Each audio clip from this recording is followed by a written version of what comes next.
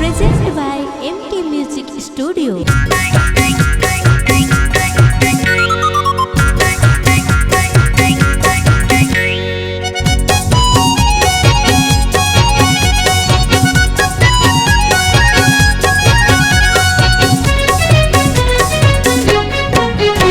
College वाली दूरी रे टाटा कर दे बाय बाय रे। कॉलेज वाली दूरी रे टाटा कर दे बाय बाय रे। कॉलेज वाला टूर रे टाटा कर दे बाय बाय रे। कॉलेज वाला टूर रे टाटा कर दे बाय बाय रे।